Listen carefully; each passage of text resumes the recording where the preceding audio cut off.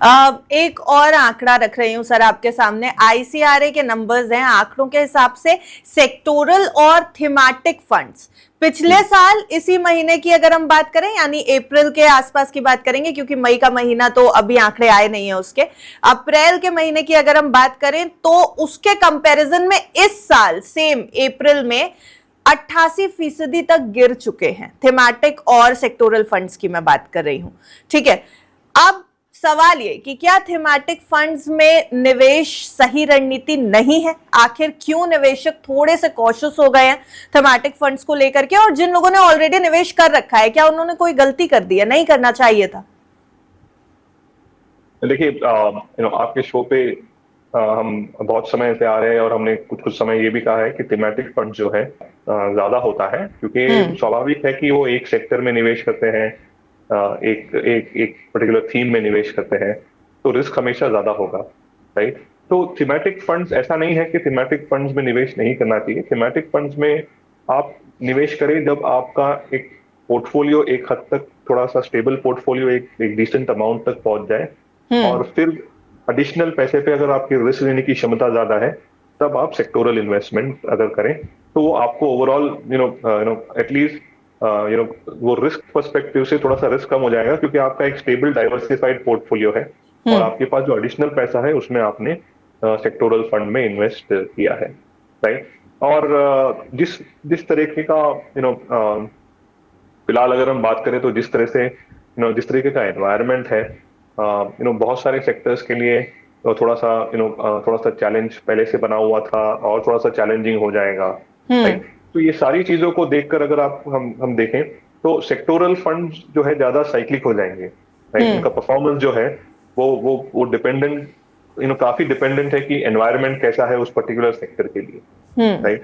तो इसके लिए सेक्टोरल फंड एटलीस्ट हम सजेस्ट करते हैं कि जिन्हें भी निवेश करना है, वो एक प्रॉपर अपना पोर्टफोलियो एक हद तक, जब अच्छा रीजनेबल अमाउंट का पोर्टफोलियो अगर है, ओके, वो आपका इक्विटी डाइवर्सिफाइड फंड में है, स्टेबल पोर्टफोलियो, उसको बना दीजिए। उसके ऊपर अगर आपके पास पैसा है और रिस्क लेने की क्षमता है, तब आप सेक्टोरल इन्वेस्टमेंट करें। अब सेक्टोरल इन्वेस्टमेंट में भी क्या होता है कि अलग अलग सेक्टर्स और थीम्स हैं, राइट, ठीक है। तो और यूजुअली हमने देखा है कि बहुत से निवेशक जो है वो कोई भी पोर्टल हो गया या प्लेटफॉर्म हो गया, वहां पे जाकर परफॉर्मेंस के से सॉर्ट करते हैं, और वहां पे ज्यादातर कोई ना कोई सेक्टोरल फंड आ जाएगा और वहीं पे हम इन्वेस्ट करते हैं। ये नेचुरल टेंडेंसी है, ऐसा ये कहना गलत होगा कि ये जो है निवेशकों की गलती है। ये हम ह्यूमंस की नेचुरल टेंडेंसी है, हम इसी तरह से सोचते हैं कि जो अच्छा कर रहा है वो आजीवन अच्छा करता जाए, लेकिन ऐसा नहीं होता, राइट।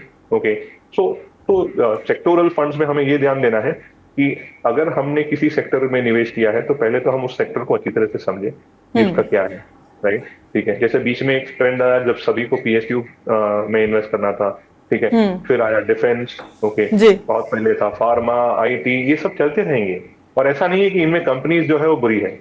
प्रॉब्लम है कि मेरा 100 का 100 रुपया जो है, जो मैं निवेश कर रहा हूँ, वो एक ही पर्टिकुलर सेक्टर में जा रहा है, और अगर उस समय वो सेक्टर का जो न्यूज जो है वो समझ लीजिए कि आपका फेवर में नहीं है, ओके, देन आपका पूरा 100 का 100 रुपया जो है वो हिट लेगा।